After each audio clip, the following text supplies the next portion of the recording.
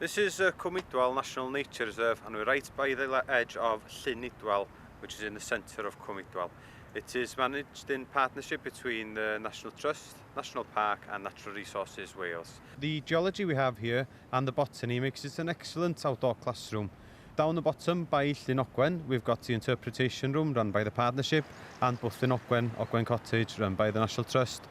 We want to try and encourage people who can come up to Cwm Idwal to come up to Cwm Idwal. This is why we designed paths like we have behind me. We try to make paths of people available to people of all abilities.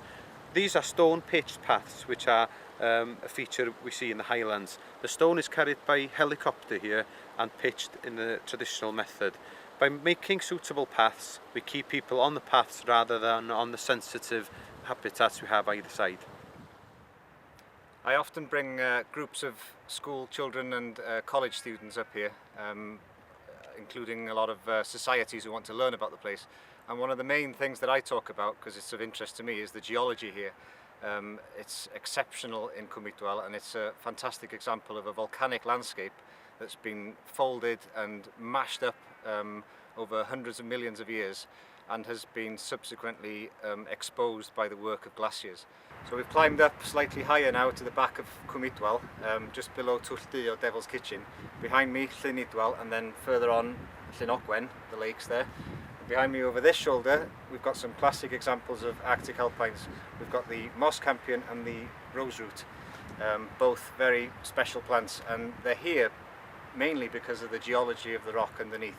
It's slightly less acidic than what's around us. We're here now in August, and we can see a big difference in what we saw earlier. Most of the Arctic alpine plants are past their best now, but what we can see is a massive increase in flowering of the dry and wet heath plants, in other words the heather communities. Grazing was removed from here approximately 20 years ago. If you look around, you can see how the impact of grazing has an effect on the vegetation. Immediately adjacent to us is a grazed area. This is the mountain of Blaen and Ant. Sheep graze this area and cattle graze it. But once we go into Cwm Idwal, you'll see that there is very little sheep grazing and no cattle grazing, and there is a major change in the vegetation. I'm now standing in a sea of purple, in a sea of mature Cwm vulgaris and other heathland species. What a change that has occurred here in the last 20 years. 20 years ago, this slope was nothing but grassland, inverted commas, with a certain amount of other plants in it, and hardly an indication of Cwm and the dry heathland that we've got here now. We're now at the base of Clogwyn y Geir, adjacent to Twll, the Devil's Kitchen, on the steep slopes of Devil's Kitchen at the western end of Cwm Idwal. This is the highlight of any visit to Cwm Idwal, to look at montane and Arctic alpine plants. On the gripping behind me, which is on the skyline, there are fossils of brachiopods. These are creatures that lived under the sea 400 million years ago. 12,000 years ago, it was the end of the glacial period where the ice went away. About 6,000 to 8,000 years ago, the late Mesolithic period, we've got evidence of the human inhabitants of Cwm Idwal, which have left artefacts, and they have left place names, surviving place names.